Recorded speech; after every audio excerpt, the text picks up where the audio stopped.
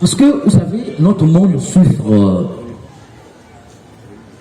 d'une maladie, l'incompréhension des mots. Quand tu ne comprends pas bien le mot, tu l'emploies à tort et à travers, et parfois tu fais du mal aux autres en employant ce mot.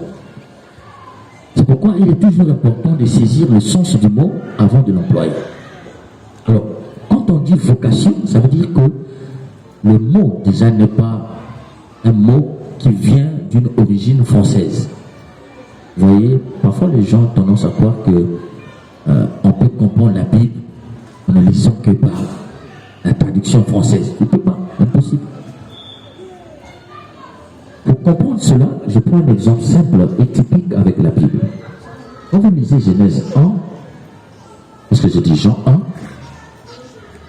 le verset 1, on va vous dire, au commencement était la parole était avec Dieu, et la parole était Dieu.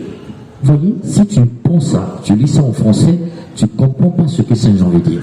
Ce sera pourtant impossible de percevoir et de comprendre la vérité et la véracité de ce que Saint Jean veut dire. Quand tu penses en grec, on dit en arché en holokos poston théon. Ça veut dire quoi? Ça veut dire déjà que tu vois que dès le commencement de son évangile, Saint Jean parle de la Trinité à travers ce qu'il dit au commencement était la parole. Parce que quand il dit au commencement, le terme grec ne dit pas au commencement, mais il dit en arché. En arché, c'est ce que le latin va dire dans le principe. Or, dans le principe, ça veut dire que nous ne sommes plus dans la création du monde, mais nous sommes avant la création du monde. Quand il dit au commencement, il ne faut pas prendre ça comme le commencement, le début du monde. Quand il dit au commencement, ce que le français a traduit par commencement, veut dire avant la création du monde. Et donc, Saint Jean te dit déjà, avant la création du monde, le Verbe était avec Dieu. Or, avec Dieu, en grec, poston théon veut dire quoi? Dans l'ensemble de Dieu, le Verbe était tourné vers le Père. Vous savez déjà quand on dit tu es tourné vers, ça veut dire que tu n'es pas le Père. Donc on voit déjà qu'il y a deux personnes avant la création du monde. Nous sommes déjà dans la Trinité. C'est pourquoi les schèmes de la langue française, c'est bien, mais quand on veut faire une étude, surtout publique et spirituelle, il faut s'abstenir de partir de la langue française. C'est pourquoi je ne vous invite pas à comprendre le mot vocation en s'appuyant sur la langue française. C'est pourquoi je vous amène dans la traduction latine et la traduction grecque. Quand on dit vocation dans la traduction latine, ça veut dire quoi? Vocare.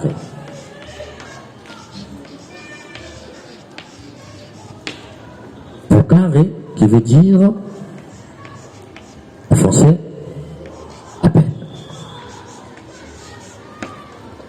Donc quand on parle de vocation, ça veut dire l'appel.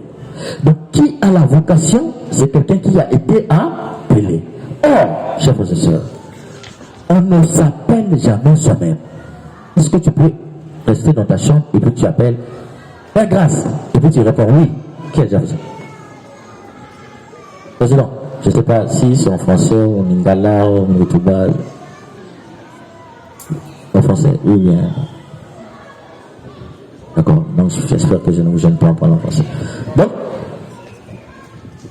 quand tu dis appel, là, il y a beaucoup là, quand on dit le verbe appeler, est-ce que moi aussi, est-ce que c'est possible? C'est toujours l'autre qui a, voilà. Et moi, je réponds. Donc quand on parle de l'appel, ça veut dire que c'est quelqu'un d'autre qui m'appelle. Donc l'appel devient quoi? Une réponse à une invitation. Donc quand on parle de l'appel, on voit une réponse.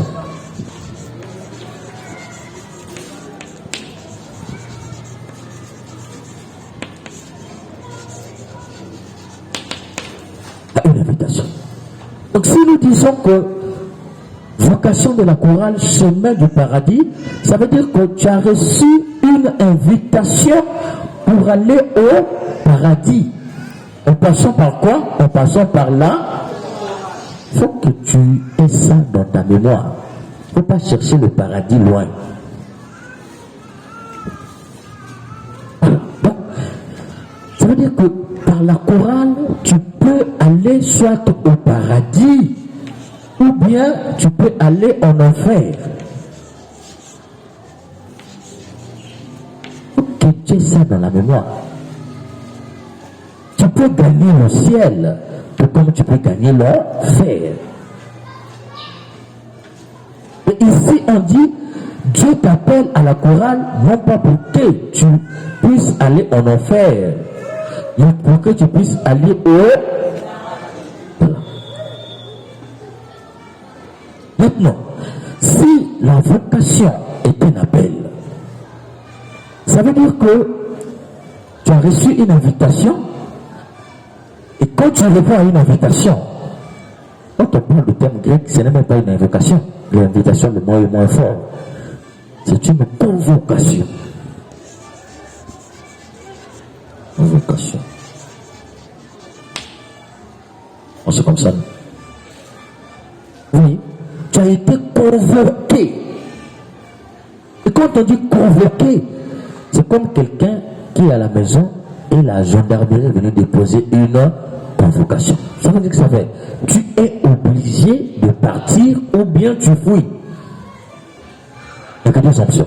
Soit tu réponds ou tu fuis. Oh Dieu, il ne t'a pas donné une invitation. Ce n'est pas facultatif. Mais c'est une convocation. Tu as été convoqué à la... Oui. Donc tu n'es pas venu parce que j'ai vu Y, Z et je suis venu à la chorale. Je suis venu parce que j'ai été convoqué. Vous allez voir qu'il y aura beaucoup de conséquences. C'est pourquoi c'est très important de comprendre ça. Vocare, appel, convocation.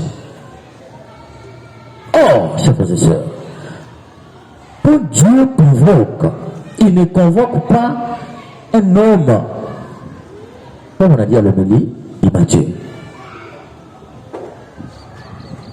Ça n'existe pas. Puisqu'il dit passer par la porte étroite pour aller au paradis. Ça veut dire que ceux qui sont convoqués, c'est des gens qui sont matures. Donc Dieu n'appelle pas les irresponsables. Dieu n'appelle pas les gens qui sont esclaves. Dieu convoque pour aller au paradis en passant par toutes les sortes de convocations qu'il nous donne. Il donne cela à un homme et une femme. Tenez bien ce que je veux dire. Libre et responsable. La vocation de Dieu, peu importe que ce soit la vocation à être prêtre, à être directeur, à être ceci, Dieu, si Dieu t'a appelé à faire ça, médecin, enseignant, docteur, quoi que ce soit, si Dieu t'appelle, si Dieu te convoque, c'est parce que tu es un homme. La première condition, c'est être. Si tu n'es pas libre, tu n'appelles pas. Parce que la convocation de Dieu, ce n'est pas une obligation. La convocation de Dieu, ce n'est pas quelque chose qui te force à quelqu'un qui n'a pas les aptitudes requises. Quelqu'un qui est libre, c'est quelqu'un qui a les aptitudes requises. Donc, Dieu appelle un homme et une femme qui est libre. Libre pourquoi? Pourquoi c'est un homme libre que Dieu appelle? Parce que Dieu, notre Dieu, nous a donné quelque chose de très capital. C'est quelle est cette chose-là?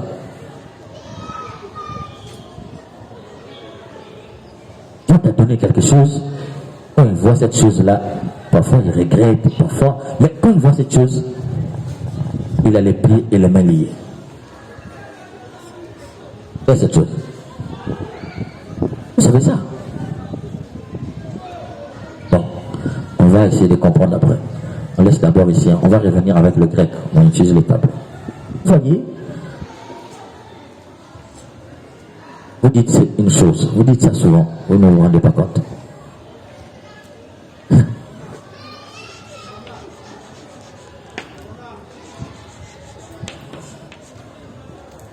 Dieu voit tout. Qu'est-ce que vous dites? Hein? Dieu? Ok. Si Dieu voit tout, hein?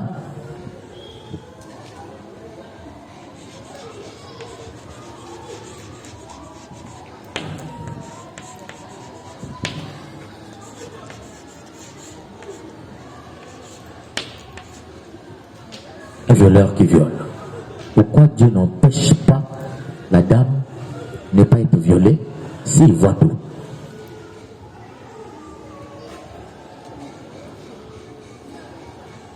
Si je suis là et j'assiste un violeur violé, je suis qui? Hein? Voilà. Un quoi? Un complice. C'est pas ça. Donc si je vois et que je n'empêche pas ce que je suis, vous avez le sort du complice. Vous avez le même sort que le violeur. Parce que par votre silence, par votre façon de ne pas agir, vous avez été complice du crime.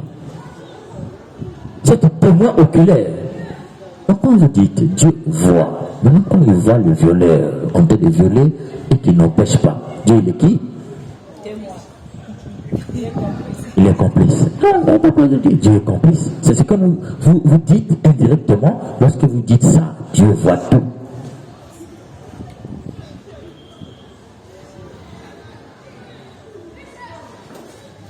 Voyez, pour comprendre ça, Jésus dit, voici je me tiens à la porte et je frappe. Quiconque ouvre, j'entrerai. Ça vous a jamais dit à ça? Il est à la porte, il ouvre. Quand tu es à la porte, ça veut dire que tu es dehors. Mais pourquoi Dieu n'entre pas? Et pourquoi il veut rentrer? Quelle est cette maison?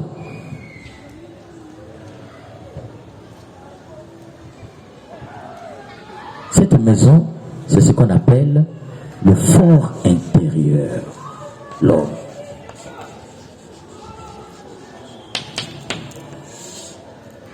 Ce fort intérieur, Dieu n'entre jamais là-bas si tu n'ouvres pas. Donc Dieu n'est pas un violeur de nos forts intimes.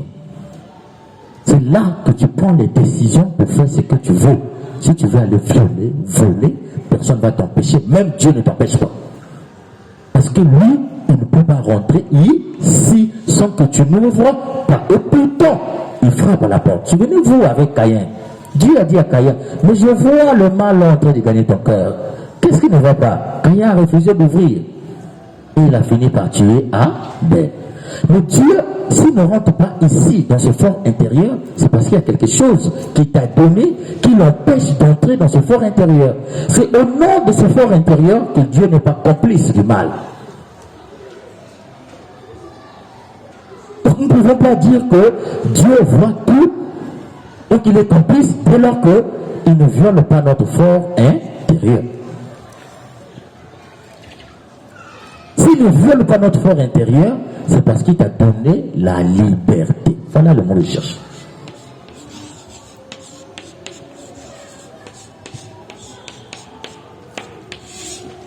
C'est au nom de la liberté que Dieu ne viole pas le fort intérieur. Il ne viole pas ça. Oui. Il ne viole pas ça à cause du fort intérieur qu'il t'a donné. Enfin, il ne viole pas ton fort intérieur à cause de la liberté qu'il t'a donnée. Donc la liberté, c'est quelque chose qui lie Dieu et les pieds et les mains. C'est ce qui fait qu'il ne peut pas agir parce qu'il nous a déjà donné la liberté. Donc dès lors qu'il parle avec quelqu'un qui est libre, ça veut dire qu'est-ce qu'il fait? Il négocie. Donc si tu convoques quelqu'un qui est libre, ça veut dire que c'est parce que cet homme, il est libre de dire oui ou non. C'est pourquoi Dieu convoque. C'est un appel. Appel, c'est-à-dire que Dieu appelle quelqu'un qui est libre. Libre, pourquoi? Parce que cette personne a la liberté. Et au nom de cette liberté, il est libre. Ou elle est libre de dire oui ou non. Donc quand Dieu t'appelle, ça veut dire que tu es libre de dire oui ou non. Dieu t'appelle à la chorale pour aller au paradis. Tu es libre de dire oui ou non. C'est pourquoi tu es libre. Maintenant, quand tu dis oui, tu assumes les conséquences. Si tu dis non, tu assumes les conséquences. C'est pourquoi on a dit un homme responsable. Responsable pourquoi? Parce que capable d'assumer ton oui, capable d'assumer ton non. Quand tu dis non, tu assumes les conséquences. Quand tu dis oui, tu assumes les conséquences. Donc si tu es venu dans la chorale parce que tu avais dit oui, maintenant, pourquoi tu veux quitter lorsque un tel te fait du mal? Pourquoi tu veux quitter parce que tel est plus apprécié que toi? Pourquoi tu veux quitter? Pourquoi tu es gris lorsque tu vois que le soleil en donne qu'à Y? Est-ce que c'est Y qui t'appelait? Parce que quand tu assumes le oui, ce n'est pas un oui qui te garantit le bonheur. Le dimanche passé, Jésus a dit, je suis venu, je ne suis pas venu pour la paix, soit nous donner la paix au monde. Je suis venu mettre le feu. Ça veut dire que je suis venu mettre la difficulté et l'effort. Donc quand tu dis oui, cela ne te garantit pas que tout sera rose. Quand tu dis oui, le oui, c'est le oui de la foi. Quand tu dis oui, c'est le oui de la croix. C'est la croix que tu as accepté de prendre. Croix. Donc tu ne peux pas être dans la chorale si tu n'es pas prêt à porter ta croix. Voilà la vocation. Donc vous êtes déjà là. C'est-à-dire que, comme disait quelqu'un, est-ce que je peux réfléchir si... Bon voilà, je réfléchis avec vous. Est-ce que je pourrais réfléchir sur le fait qu'aujourd'hui, je ne devais pas être ici comment on appelle la parole? Sur Mamboka? Est-ce que je pourrais réfléchir encore que je ne pouvais pas être ici et si je n'étais pas ici, je vais vous poser la condition. Ce n'est plus une affaire de condition parce que je suis déjà... Si je suis déjà là, ça veut dire que, comme dit Imre Lakatos, tout est programme. Ça veut dire que c'était programmé. Tu peux réfléchir à ça.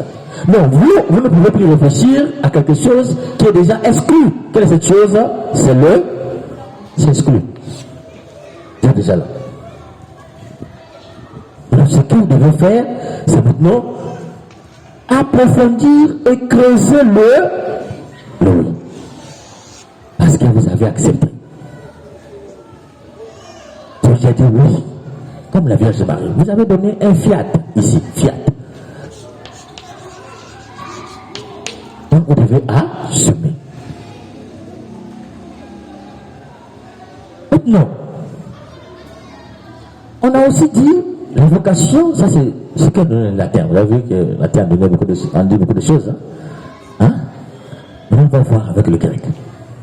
Quand on parle de la vocation par la Genèse grecque, c'est kaléo.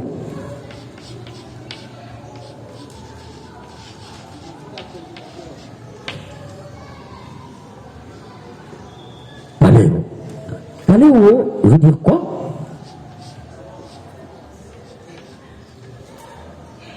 C'est aller trouver ce qui est à l'intérieur de moi. Donc trouver ce qui est à l'intérieur. Donc ce qui est en toi.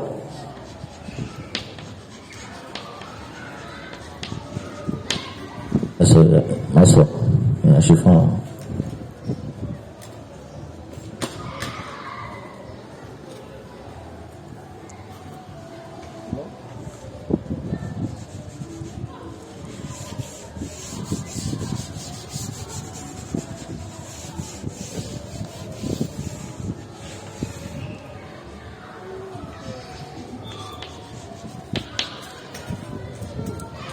Vous voyez la différence entre la vocation en latin et la vocation en grec.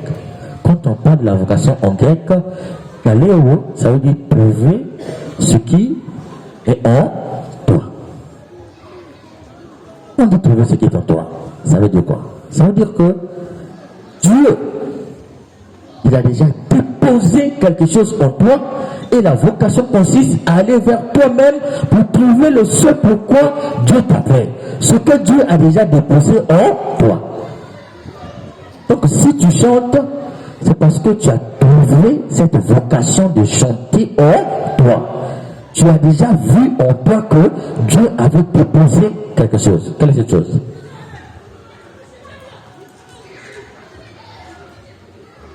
Cette chose, ce qu'on appelle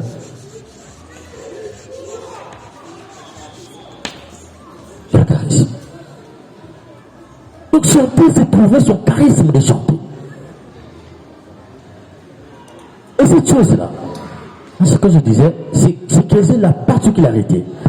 Quand tu as cette chose-là en toi, quand tu vas ça peut être un événement qui fait te faire retrouver ça, ça peut être une joie, mais quelque chose que tu veux dire que moi, je sens que je suis appelé à ça.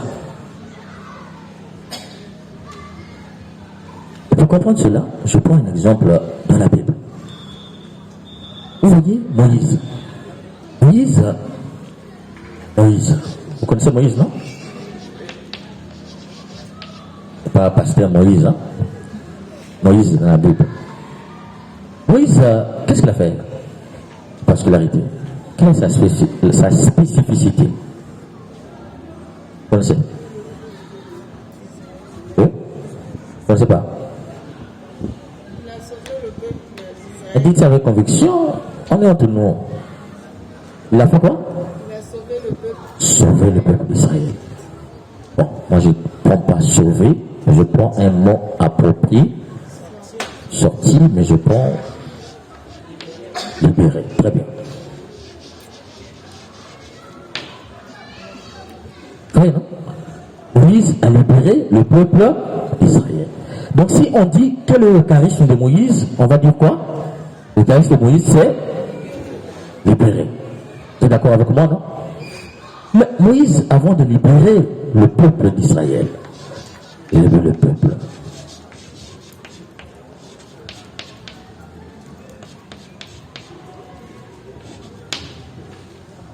Il avait d'abord fait quoi? Il a libéré qui? Il s'est battu avec qui? Moïse a vu un Israélite en train de se battre avec un Égyptien et il a tué l'Égyptien. C'était pas ça l'histoire. Et puis on a cherché à le tuer, c'est là il a fui. Et Dieu dit, répare maintenant pour délivrer tout le monde. Donc Moïse a commencé par libérer d'abord un seul.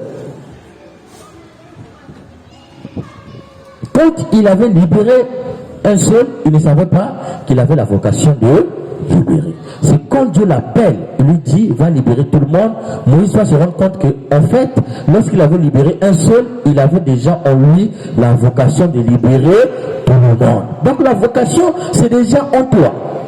On peut aussi prendre avec David. David, il protégeait les animaux de son père. Contre qui? Contre les bêtes féroces. Donc, il avait déjà la vocation de quoi? La vocation de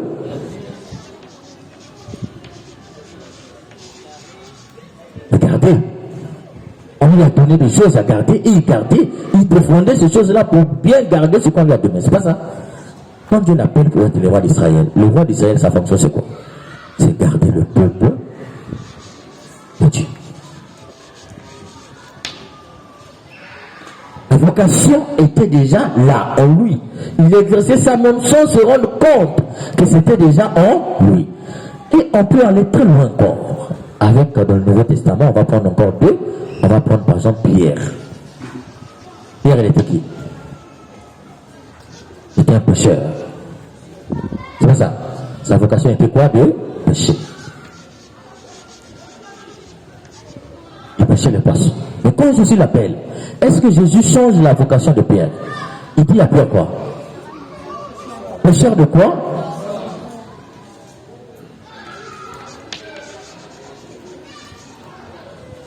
Toute la vocation de Pierre, avant de rencontrer Dieu, est restée la même après avoir rencontré Dieu. Ça veut dire que c'était déjà en lui. On finit avec Paul.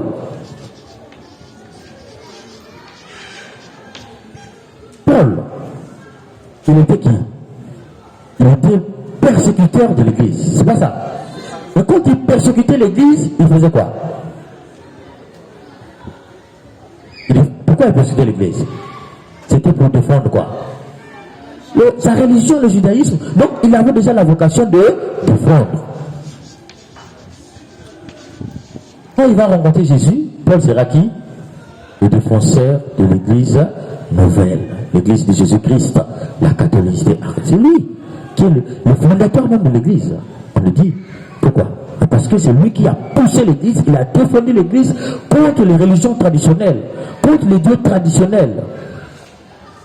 Paul a été quelqu'un qui a beaucoup évangélisé pour défendre la foi de Jésus-Christ. Donc, la vocation de Paul est restée la même avant et pendant la rencontre avec Jésus, ou après la rencontre avec Jésus. Ça veut dire quoi en fait? Ça veut dire que qu'aller trouver ce qui est en toi, c'est déjà trouver ce que Dieu a déposé en toi comme charisme. Or, vous êtes là dans la chorale, ça veut dire que Dieu avait déposé en vous un charisme, ce qu'on appelle le charisme de chanter. Ce qui revient encore à dire que vous êtes exclus du nom. Puisque vous chantez déjà, vous êtes que dans le... Donc ce qu'il faut creuser encore, c'est les conséquences de ce, oui. Parce que vous avez déjà trouvé ce charisme-là en vous. Maintenant, je vais vous faire voir quelque chose de fondamental. Vous ne vous rendez pas compte, mais le mystère de l'homme, je vais raconter le mystère de l'homme. Vous voyez, nous sommes des hommes, n'est-ce pas? Nous sommes où? Hein? Oui, à l'église, mais l'homme, voilà, c'est ce que je cherche. L'homme est sur la terre, donc égale l'homme.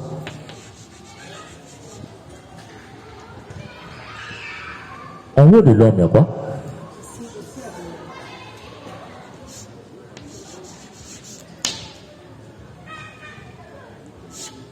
En bas de l'homme, il y a quoi?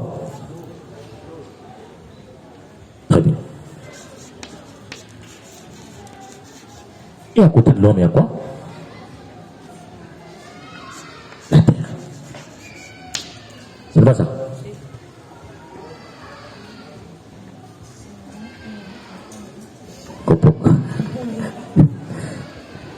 Il y a le ciel, il y a la terre et il y a l'eau. C'est pas ça? Si on a côté la masse, et que nous avons tout marqué. Si on a côté la masse, il y a des diamants, il y a des diamants. Donc masse qui est ici, c'est pas ça? Êtes-vous pas d'accord avec moi? Quand tu rentres à la mer, si tu marches au bord de la mer, mais si tu veux rentrer de la mer, ton pied rentre dans l'eau ou bien, enfin, tu commences à plonger, oui ou non? Ça veut dire que l'eau est où? Vous êtes d'accord, non? C'est pourquoi je dis, il y a le ciel, il y a l'eau et il y a la... On est d'accord, non? Est-ce qu'on est d'accord? Dites ça avec conviction pour m'encourager. Est-ce que vous êtes d'accord? Voilà, très bien. Mais au ciel, qu'est-ce qu'on regarde au ciel? Si vous regardez le ciel, vous savez, bizarrement, beaucoup d'entre nous ne regardent pas le ciel. Hein? On regarde le ciel au coucher. Et je vous dis, je donne un petit secret. Vous voyez? Prenez le temps vers 16h30. Bon, ça c'est quand je rentre, je dis comme ça, je parle de l'énéagramme. Parce qu'il y a des gens qui ont, quand on parle de la connaissance de soi, il y a des types. Hein, des types. Par exemple, si tu es dans le type 5, ça veut dire que tu es plus dans la méditation, la connaissance. On connaît les gens, c'est comme cela. Si tu es dans le type 2, tu n'as pas de la connaissance, ce serait un peu difficile pour toi. Il y a des gens qui sont plus de la méditation. Mais tu peux aussi forger ça. 16h30, 17h, asseyez-vous quelque part sous l'ombre et regardez le ciel. Je vous assure que vous allez voir beaucoup de choses. Vous n'avez jamais vu quelque chose de beau comme ça. Est-ce que vous savez que le ciel est beau? Ouais, quand tu regardes comme ça, tu vas rien, non?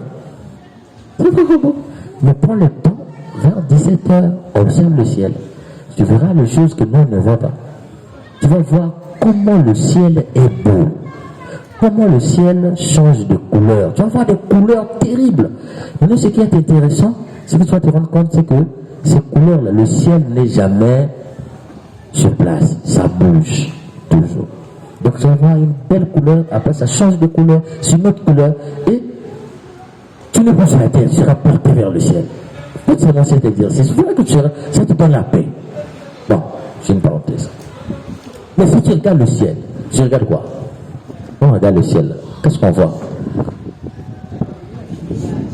Nuages. Bon, quand tu regardes le ciel, tu ne vois pas qu'il y a des choses. Vous ne voyez pas? De forme.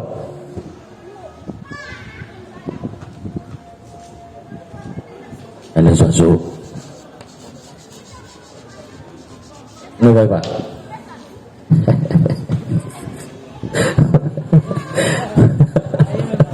Regardez, c'est là. Les oiseaux. Ne voyez pas. C'est les oiseaux. Quand vous allez regarder comme ça, vous allez voir toujours un oiseau qui va passer. Les oiseaux. Vous êtes d'accord avec moi, non? D'accord. Je vous dis une vérité à la fin, c'est très important. Rappelez-moi, il y a une vérité, je vous dis. Et quand vous voyez sur la terre, vous allez voir quoi?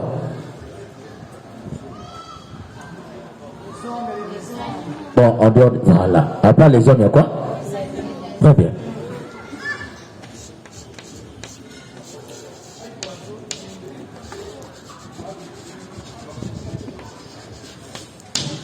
Et si vous voyez dans l'eau, ceux qui plongent dans l'eau là, et bien, quoi? Très bien. Très bien. Vous êtes intelligent.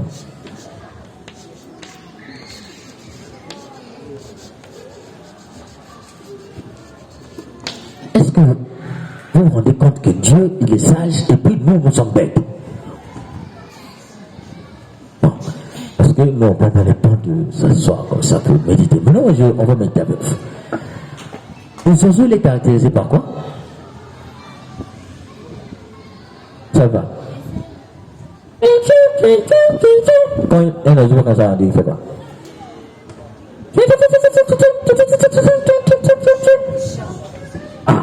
Les oiseaux. Et un oiseau qu'on appelle le rossignol. Vous savez ça, non? Le rossignol fait quoi? Il y a même des gens, on l'appelle un rossignol. Parce que le rossignol chante. On dit, vous faites vocaliste, non? Ma mère, on dit quoi? Perdu, on chante ça comment? Hein? Quoi? Non, le mot là, vous dites ça, dit ça.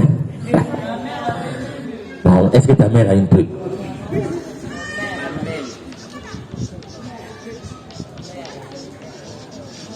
Donc, quand vous allez chanter là, chantez bien. Hein? Mon merle, c'est un oiseau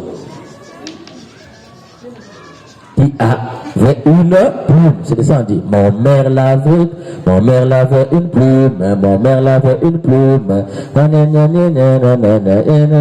C'est de ça il s'agit. Donc, ne chantez pas comme des Africains. Non, ma mère avait une plume. Non, c'est mon merle, c'est un oiseau. Voilà. Donc, c'est une parenthèse. Je ferme. Donc, je dis ici, les oiseaux sont caractérisés par le chant.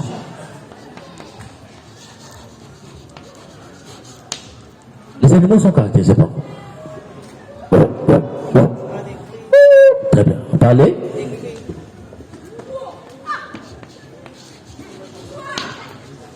Et les poissons? Les mulets?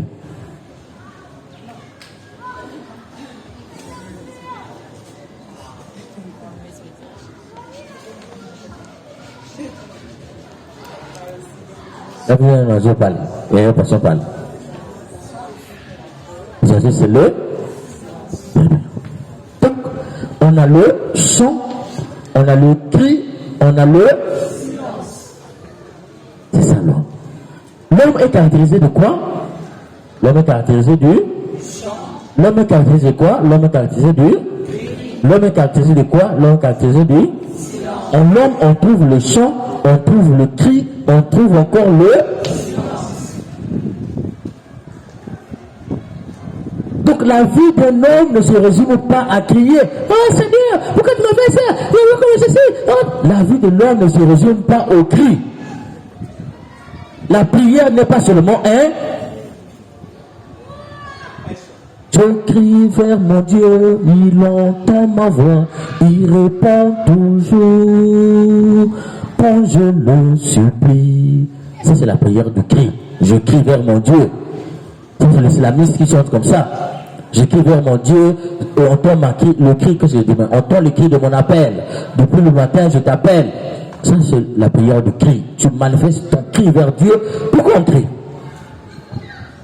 C'est parce qu'il y a un ça ne va pas. C'est pas ça. Donc, la prière de l'homme n'est pas seulement que le cri.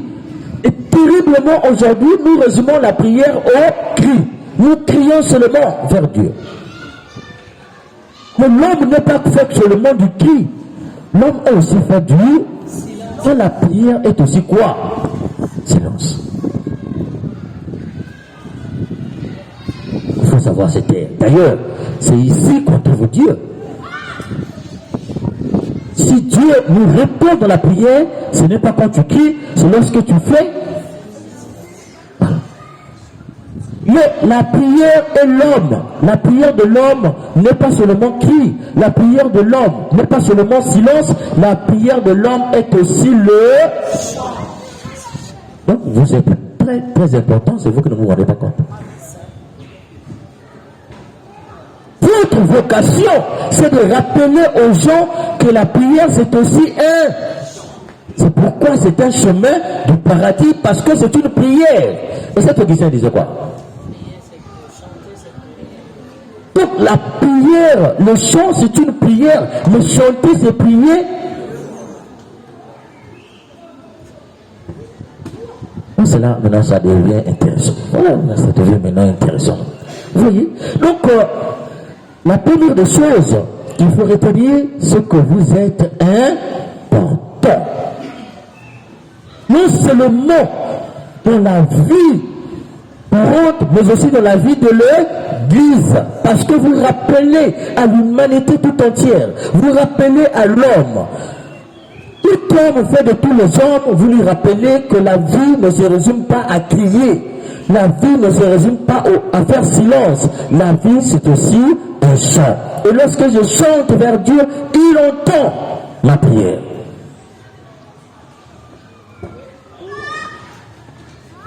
Donc, ça veut dire quoi? Pour arriver ici, au paradis, pour que ce soit un chemin vers le paradis, il faut savoir ce que c'est que l'importance du... Maintenant, le tableau devient petit. Donc moi-même, je vais faire, je suis un religieux. Hein. Faut pas penser que moi je suis un professeur de... Moi-même, je peux faire. Hein. On peut faire ça.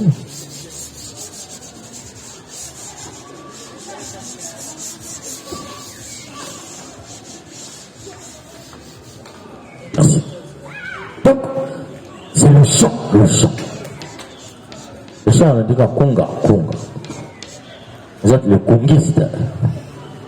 Donc, le chant rappelle aux hommes, rappelle aux femmes que la vie ne se résume pas à crier, la vie ne se résume pas à faire silence, mais la vie, c'est aussi un chant. La prière, c'est aussi chanter. Non, il y a un défaut. Vous voyez, tu finis de chanter et puis tu pries. C'est pas mauvais. Mais est-ce que tu as conscience que quand tu as chanté, tu as prié? Il y a la vraie question fondamentale. Qu'est-ce qui est chant?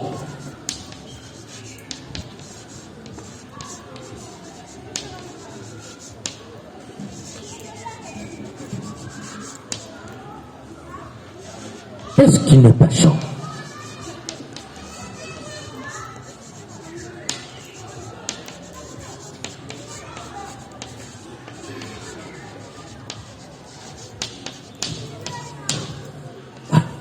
Qu'est-ce qui est chant et qu'est-ce qui ne l'est pas?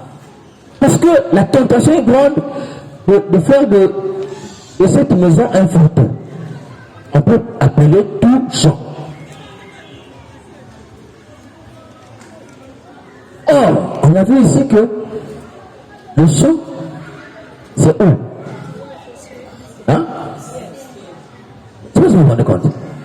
Qu'est-ce qui prime? C'est le... Au ciel, il y a quoi? Les oiseaux nous rappellent quoi?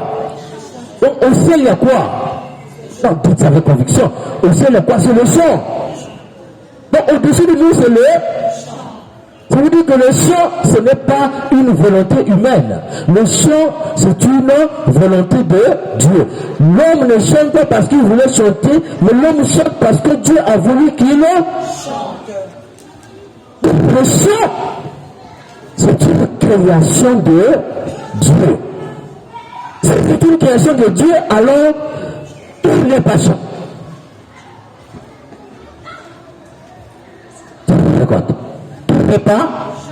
Il faut faut que nous soyons, que ça soit clair. Parce que, bon, c'est là qu'on a besoin. Voilà. Donc, vous voyez, tout n'est pas chant. Tout n'est pas chant. Voilà. Parce que ce n'est pas une création de... Or, nous avons Dieu et nous avons un usurpateur. Usurpateur, c'est qui? Moi, je ne le mets pas au même titre, au même pied que Dieu. Je le mets quelque part ici. À gauche ici.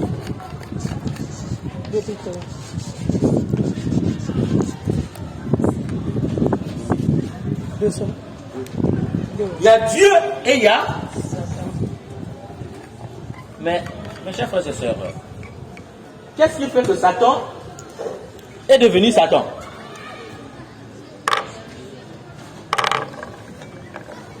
Pourquoi on l'appelle Satan?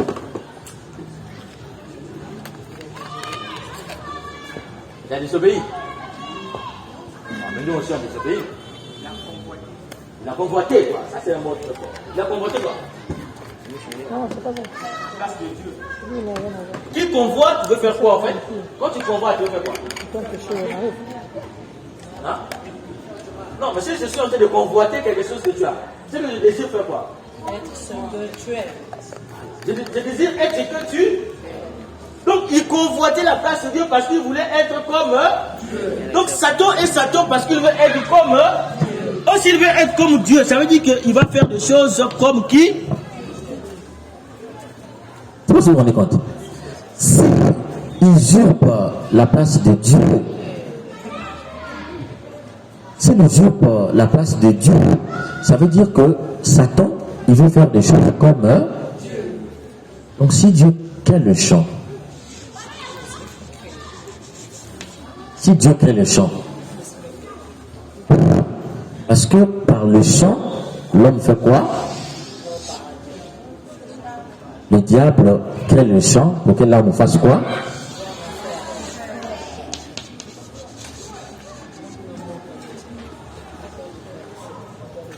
Donc il y a des champs qui conduisent au ciel et il y a des champs qui conduisent qui conduisent au paradis, et il y a des champs qui conduisent au non. Mais aussi il crée des champs, mais aussi il crée des champs. On se casse.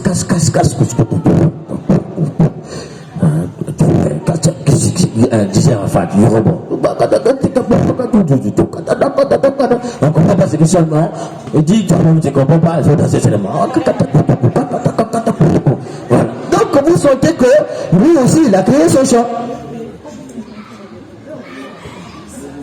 Lui aussi, il crée son champ. Peut-être, nous sommes là. L'homme, il est là. C'est-à-dire que l'homme, soit il bascule ici, ou il bascule là. Il bascule là.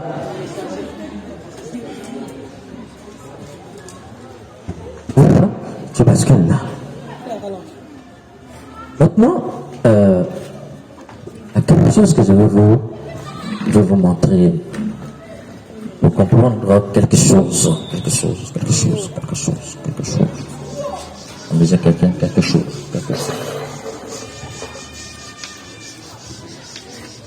C'est bon, hein? C'est intéressant. Hein? Bon. Vous voyez, on dit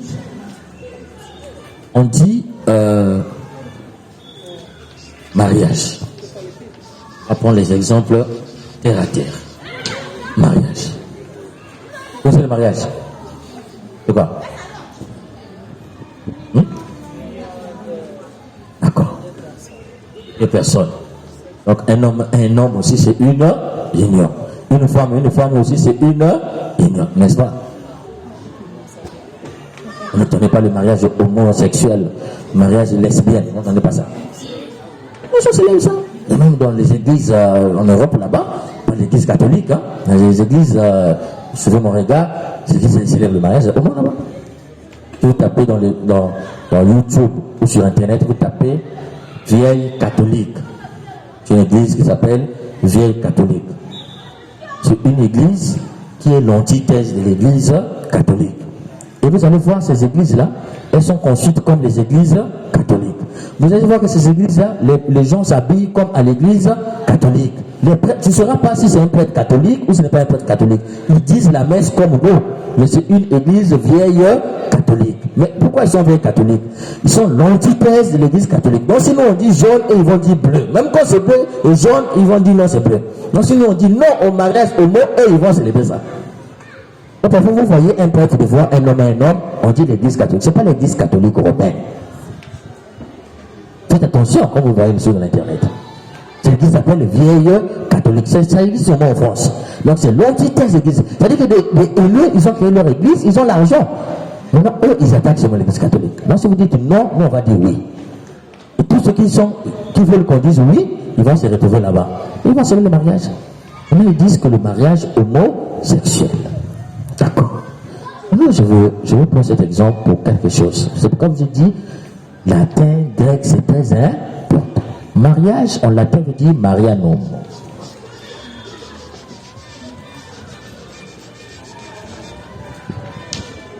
Qui dit marianum veut dire quoi? Mère.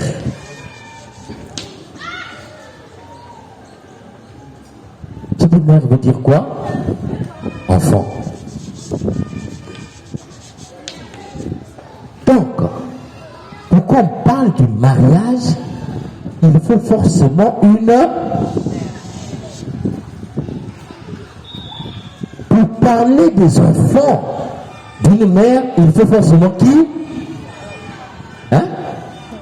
Il faut forcément un homme, un papa. Si tu es qu'une mère, à moins que tu sois la Vierge Marie, il n'y aura jamais de Vierge Marie. Si tu es une mère, pour que tu aies des enfants, forcément il faut qu'il y ait un vir. Vir veut dire quoi? Virilité, c'est ça qui donne vir. Il faut un vir, un mâle. Vous voyez? Parce que si tu n'es que ici, tu ne peux pas avoir d'enfant. Si lui n'est pas, tu ne peux pas avoir d'enfant. C'est pourquoi le mariage, c'est une relation entre une femme et un homme ouvert à la procréation pour les enfants. Donc, tant qu'il n'y a pas une mère, si c'est un homme et un homme, cherchez un autre mot pour appeler ça.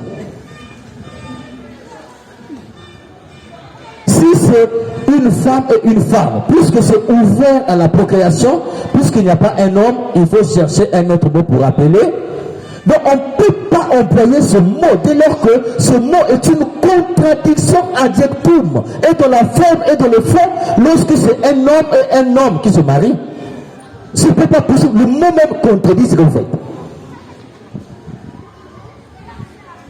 Vous vous rendez compte? Le mot en fait que vous avez employé, mariage homme-homme, c'est une contradiction. Le mot là, ça contredit ce que vous faites. Donc vous trouvez un autre mot. C'est la même chose ici. Si on dit chant, ça veut dire que ça nous ramène à Dieu qui est l'auteur du son. Mais si on crée un chant qui ne nous ramène pas au paradis chez Dieu, il faut chercher un autre mot pour appeler ça. Ce n'est plus un chant. C'est pourquoi je dis, qu'est-ce qui est chant, qu'est-ce qui ne l'est pas. Si c'est un chant qui ne nous ramène pas à notre vérité fondamentale qui est Dieu, cherchez un autre mot pour appeler ça. C'est la même chose. Le mot chant contredit lorsque ça fait c'est une contradiction. On peut appeler ça peut-être une musique, mais ça ne sera jamais un chant. Parce qu'un chant, c'est au ciel.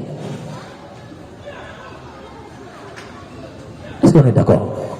Voilà la vocation. Donc, votre mission, c'est de rappeler. Vous ne chantez pas seulement pour chanter, mais vous chantez pour rappeler que, attention, le chant, c'est pour Dieu.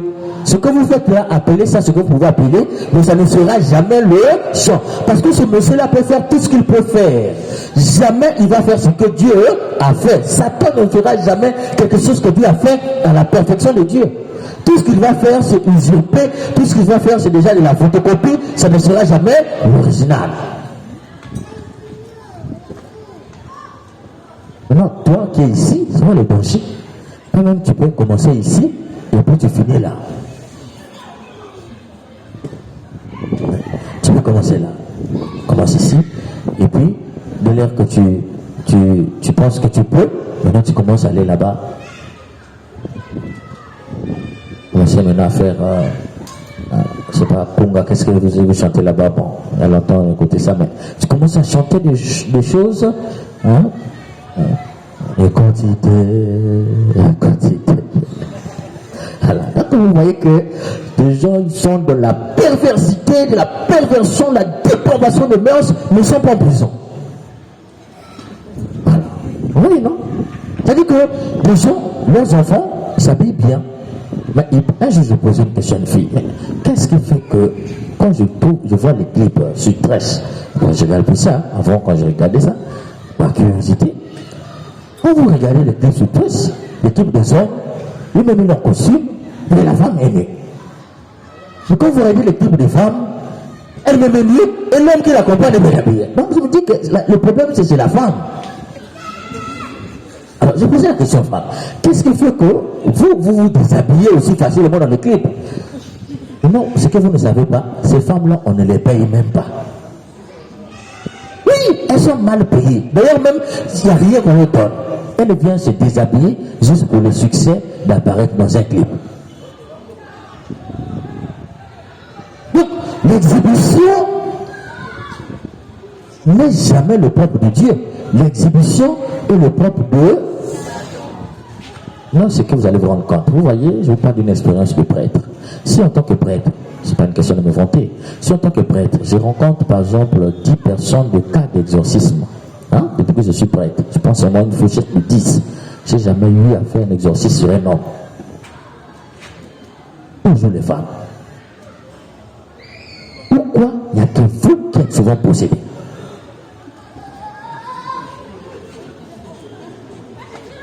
Je ne vous dis rien. Mais parce que vous voyez, vous êtes la valeur extraterrestre et extra-divine de Dieu. Vous êtes l'âme de Dieu, vous êtes le cœur de Dieu. Et vous avez créé par hasard, il vous a créé parce qu'il ne voulait pas être partout à la fois. Maintenant, Satan, il a toujours voulu être ton époux. Satan n'a jamais voulu. Maintenant, pour comprendre cela, je vais dire une chose.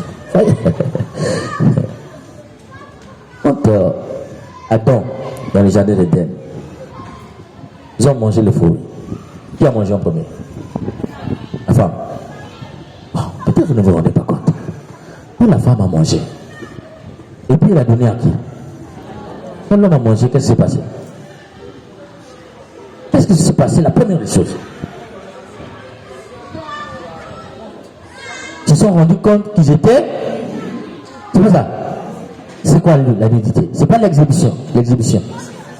Qu'est-ce qu'ils se sont rendus compte? La première des choses, c'est la nudité. Ils avaient honte. Maintenant, c'est que vous ne méditez pas, peut-être vous ne vous rendez pas compte. Qui a mangé en premier? Pourquoi quand elle a mangé, elle n'était pas, s'est pas rendue compte qu'elle était nue? Si en mangeant, elle s'est rendue compte qu'elle était nue, elle n'allait pas enduire son mari en eux. Quand elle a mangé, est-ce qu'elle était nue? C'est quand l'homme mange, il révèle à sa femme qu'ils sont devenus. Donc la femme ne savait pas. Ça veut dire quoi?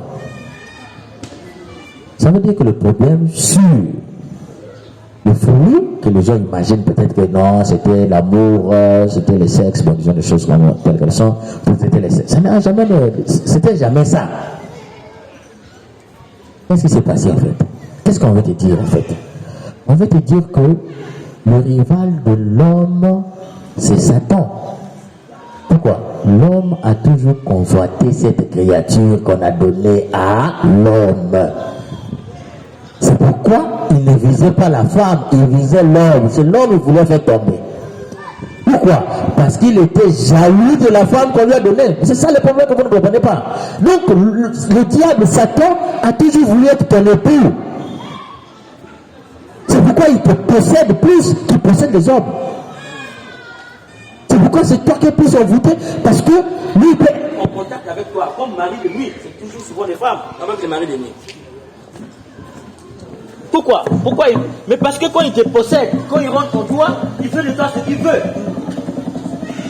Parce qu'il veut être ton mari. Il ne peut pas être ton mari s'il ne te commande pas. Pour qu'il te commande, il doit être en toi, pour te commander ce qu'il veut. Et quand il est en toi, coupe le lien avec tous les autres hommes qui viennent vers toi.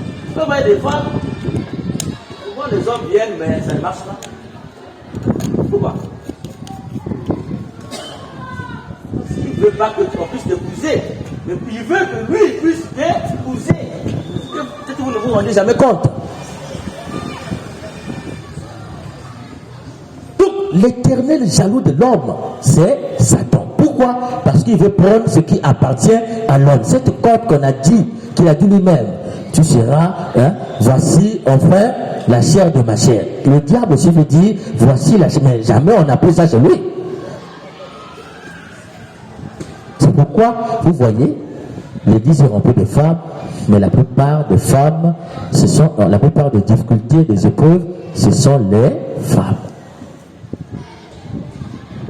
Bon, ça c'était une parenthèse pour vous dire que quand vous êtes là, le monsieur là, bon, il dérobe ce qui appartient à Dieu, il met le champ, c'est pour attirer non pas les hommes, mais c'est attirer plus les femmes vers lui. Mais vous avez reçu la vocation. Vous avez été convoqué pour rappeler au monde, surtout aux femmes, faites attention pour ne pas vous dérober, aller lier un mariage nocturne avec ce monsieur-là. Donc votre vocation, votre charisme est noble pour le monde. Maintenant,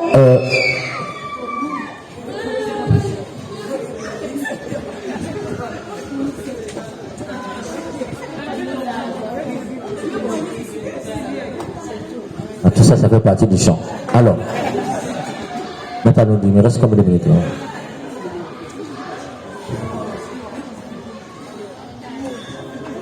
15, très bien. Bon, maintenant là, on peut chuter.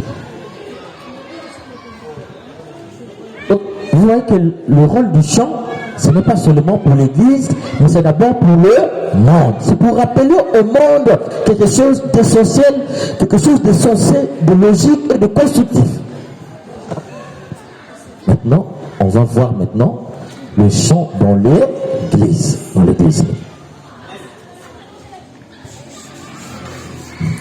Même dans l'église, retenez que Satan peut venir corrompre encore les chants de l'église.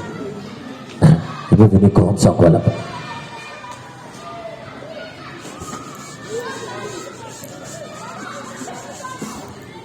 Pour comprendre le chant dans l'église, il faut vous rendre compte de quelque chose, c'est qu'on ne peut pas parler d'église sans l'Eucharistie.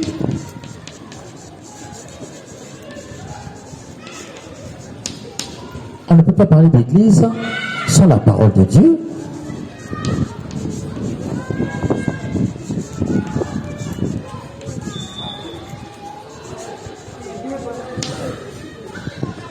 Mais l'Eucharistie et la parole de Dieu sont liés par quelque chose. Et c'est quelque chose, c'est le chant. Le chant est corollaire à l'Eucharistie, le chant est corollaire à la parole de Dieu. Jésus lui-même chantait.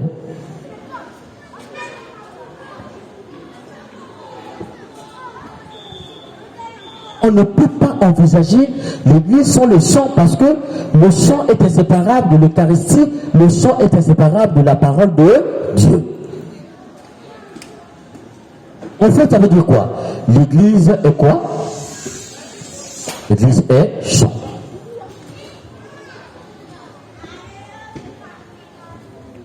Maintenant, là c'est une église, non? Parce que moi je prends des exemples terre à terre. Vous voyez, quand on va construire l'église ici, ou vous regardez à la télé, vous allez rendre compte de quelque chose. C'est que l'église est composée de 3 parties. Il y a les sacristies, il y a le chœur, et puis il y a la nef. C'est les 3 parties de l'église. Donc on peut voir ça ici. On peut considérer là-bas comme les sacristies. C'est là où on garde les objets. Et là-bas, on appelle ça le chœur. Je ne sais pas si vous vous rendez compte. Et à partir du cœur là-bas, quand on descend ici, on appelle ça la nef. Oui, non? Donc ici nous sommes dans la nef. Mais la chorale se place où? La nef. Bien sûr. La chorale se place au cœur. La place de la chorale, c'est au. Si la chorale est au cœur, cher, qui on trouve au cœur? Le président de la messe. Prêtre, président, celui qui préside la messe. Les lecteurs et les autres. Mais si on place la chorale au cœur,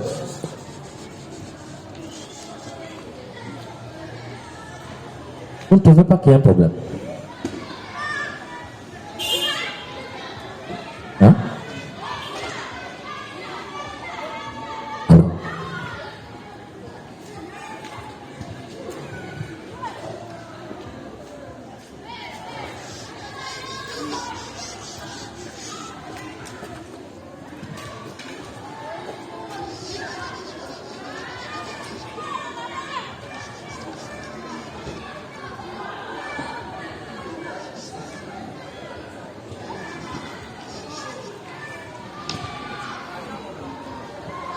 ça c'est le cœur, ça c'est la nef.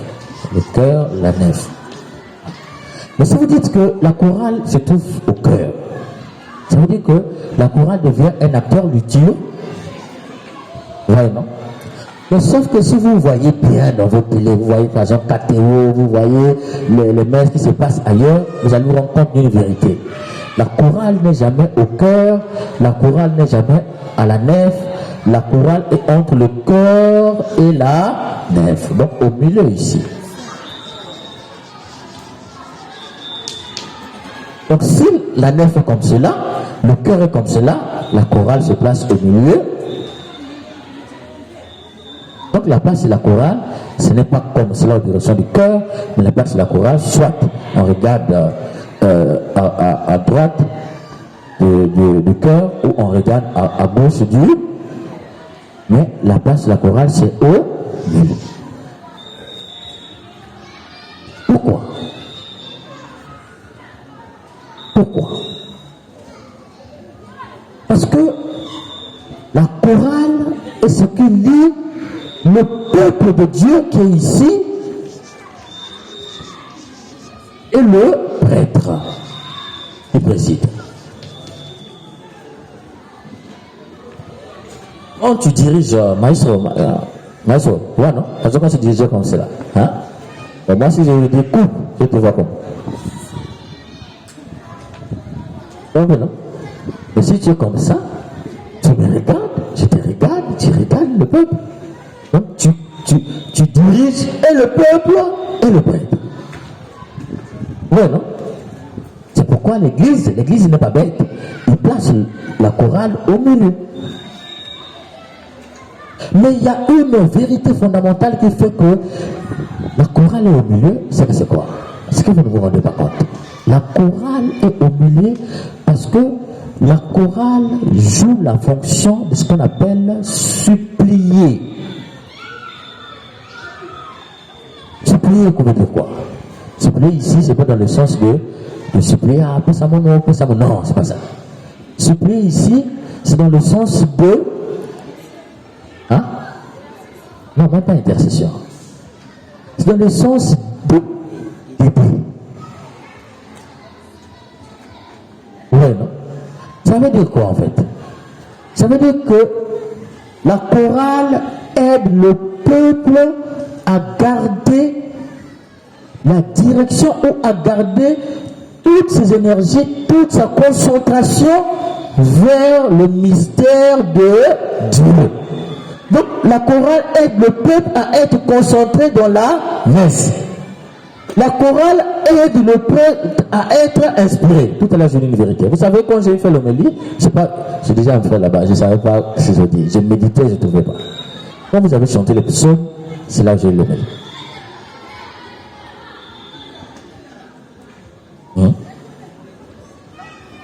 Si vous vous rendez compte. Et moi, plusieurs fois, j'ai fait ça. Parfois, je médite, j'ai l'homélie en tête. J'ai eu homélie, je sais de quoi je parle. Parfois, je change l'homélie au cours de la messe. Quand je vous entends chanter, mon homélie change. Et je me sens qu'on me dit, il ne faut plus parler de ce que je veux. Parle de ça. Quand vous chantez l'homélie, c'est quoi le psaume?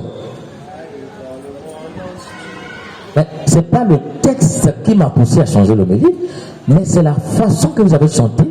Et j'ai senti inspiré au fond de moi pour être, il faut être, pour paraître, il faut être mûr. Ça parlait au-dedans de mon cœur. Et ça s'est répété. Être mûr pour paraître. Comme j'étais en train de chanter, allez par le monde entier. L'homélie s'est faite là.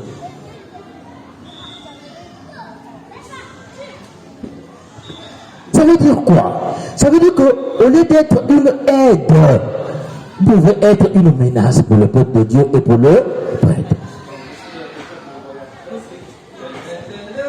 Parce que, vous voyez, vous ne vous rendez peut-être pas compte. Je vais dire quelque chose. Quelqu'un peut venir à l'église. Il est là, on chante, mais son esprit est à Djamé, qu'est-ce que je dis, au fort Tchétché. Ouais, non? On le voit déjà, est-ce qu'avec 2000 là, je peux faire le marché? Est-ce que 2000 ça va suffire? Est-ce que aujourd'hui là, dimanche, est-ce que je vais trouver le camp là? Parce que si je ne me donne pas les 3000 là, c'est pas sûr qu'on mange aujourd'hui. Hein? Donc, le gars là, il faut que je le trouve. Pendant qu'on a la messe, hein? Le gars n'est pas à la maison, à l'église, mais le gars est au quartier. La chorale aide le peuple pourquoi? Ça veut dire que votre mission, c'est d'aller prendre cet esprit qui est au quartier là-bas et ramener ça à l'église. Donc, pendant que vous chantez, allez par le monde entier, quelqu'un qui était là-bas, il sent que la façon que ça retentit dans ses oreilles, et il se concentre. Parce que ça touche son cœur. La mélodie, la façon de chanter, ça chatouille son cœur et ça le fait prier. Au lieu d'être au marché, la personne commence à prier. Vous avez ramené l'âme.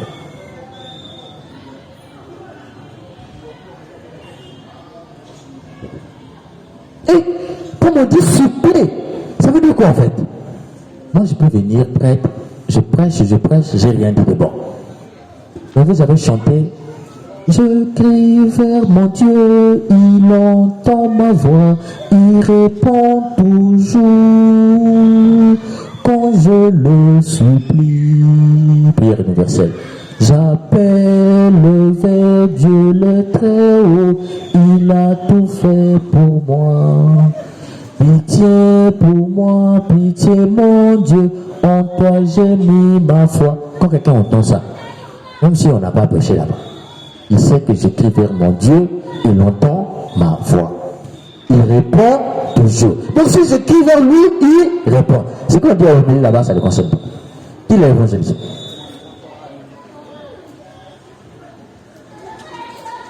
Ça, c'est votre compte. Qui l'a évangélisé?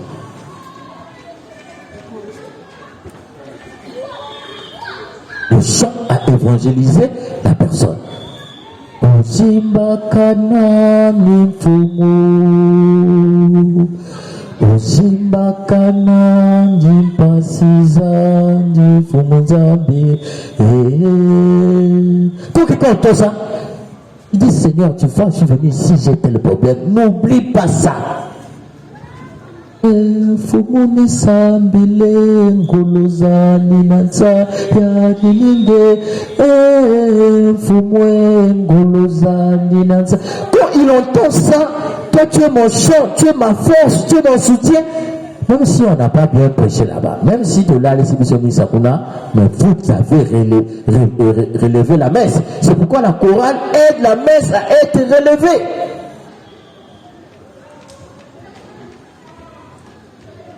Quand vous chantez le Kyrie,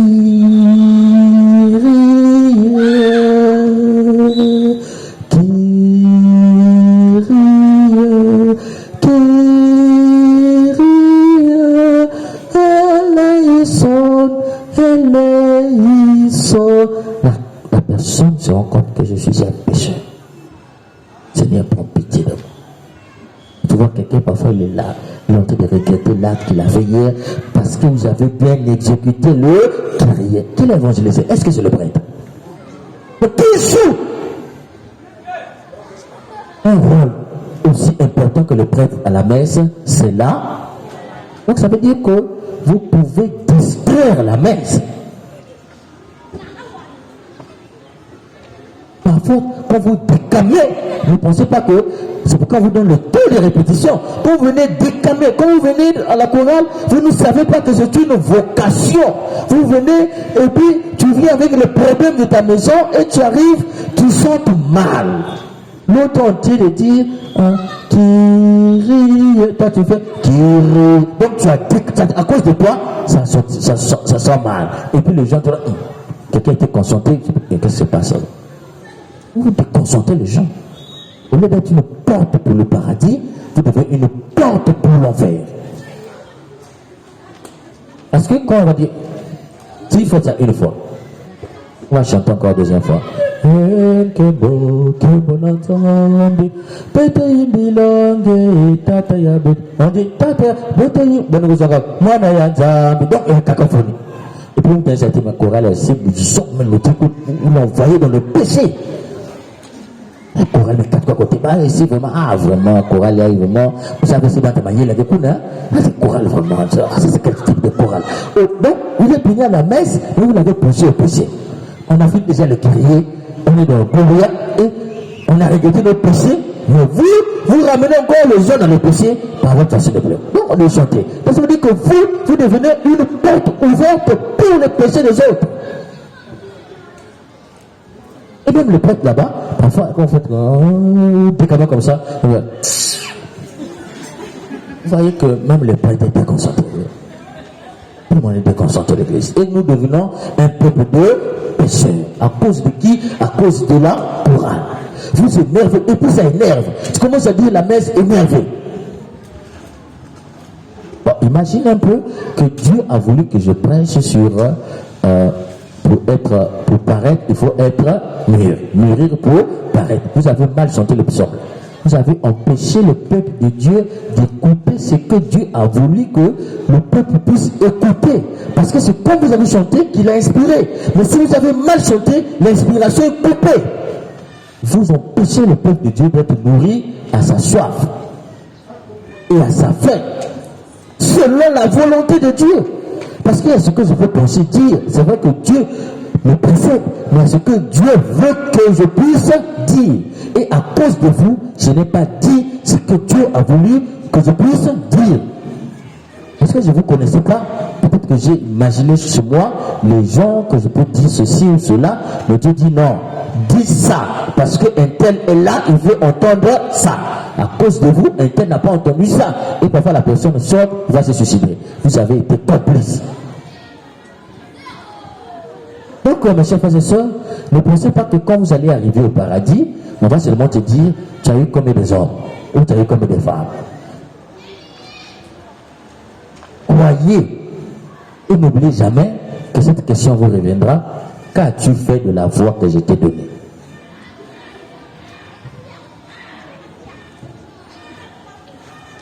Parce que je vous ai parlé de l'ivrogne, non? L'ivrogne faisait rentrer les gens au paradis. Parce que quand il boit, il conduit mal, les gens prient.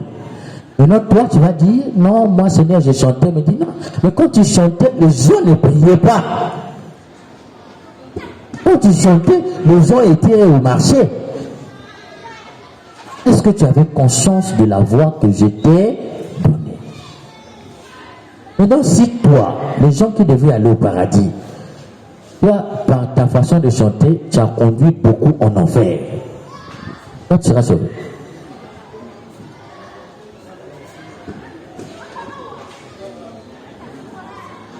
Ça veut te dire quoi? Pour finir, décide à partir de maintenant. Tu peux dire, bon, après ce que j'ai écouté, je pense que ma place n'est plus ici. Tranquillement, tu prends tes pieds, tu vas peut-être dans le Légamunda ou bien, je sais pas, oui, c'est peut-être mieux pour toi. Parce que tu es un homme libre et responsable. Tu assumes ton nom, Seigneur, je pensais que si je restais là-bas, j'allais conduire beaucoup de gens en enfer. Donc, je préférais quitter là-bas.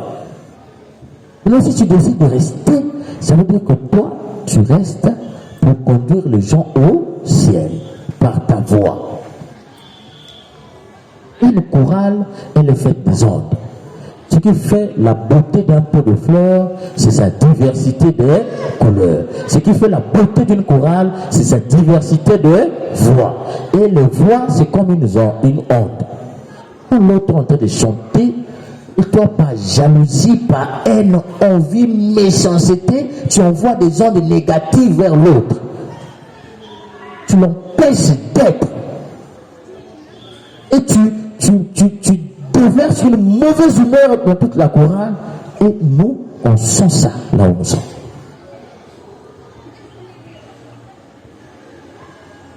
La compétition de la chorale ne doit pas empêcher l'amour dans la chorale. Il est bien que nous ayons un esprit compétitif parce que Saint Paul déjà compare le paradis comme une compétition de course. Mais ça ne doit pas m'empêcher d'aimer ma soeur qui fait bien, d'aimer mon frère qui fait bien. Et puis lorsque la compétition commence à m'empêcher d'aimer l'autre, parce que c'est elle qui va diriger, je ne viens pas. Est-ce que c'est elle qui t'a appelé à la chorale? Tu viens chanter pour elle? Si c'est une vocation, ça veut dire que c'est une réponse à l'appel. Chaque fois que tu viens chanter, tu veux répondre à la convocation. Et si tu viens parce que c'est un tel qui dirige, si tu viens parce que c'est un tel qui le dit, si tu ne viens pas parce que c'est un tel qui dirige, sache que tu répondras. Comme personne ne sait le jour ni l'heure, imagine que tu meurs le jour-là où tu devais chanter pour sauver au moins une seule personne qui est à l'église. Tu n'es pas venu et tu meurs. La personne est en enfer. Quand tu chantes, ma soeur, quand tu fais ton solo là, prends ça au sérieux. Parce qu'au XVIIe siècle, les rois comme Louis XIV, ils prenaient les belles filles qui chantaient bien. À 5 heures du matin, tu chantes pour les réveiller. Tu chantes doucement et puis tu réveilles doucement. Avant de dormir, tu chantes encore. Et puis il dort. Ça veut dire que la voix berce. Donc, parfois, quand tu prends le solo, tu nous fais bercer en Dieu. Tu fais découvrir en nous la caresse de Dieu. C'est-à-dire que quand tu chantes, Dieu nous caresse. Donc, on sent la tendresse de Dieu. Donc, il y a une fille comme ça dans ma paroisse Saint-Esprit de Mogali. Elle est devenue une grande musicienne. Cette dame-là, moi, je l'appelais toujours Céline Dion. En tout cas, quand elle chante, je crois. Bon, j'ai l'impression que tu es au lit quelque part, quoi. Ça veut dire que, et puis, quand il finit de chanter, vous voyez l'église est glacée. Ça veut dire que tout le monde est épanoui, tout le monde est heureux, tout le monde a senti que Dieu nous a caressés. Voilà la vocation. Et quand tu fais ça, avec beaucoup de volonté, Dieu te bénit. Aujourd'hui, c'est une star internationale. Elle a fait une carrière en solo de chant. Voilà, Dieu t'ouvre les portes. Bon, s'il y a des questions, je vais répondre. J'ai dit et j'ai fini.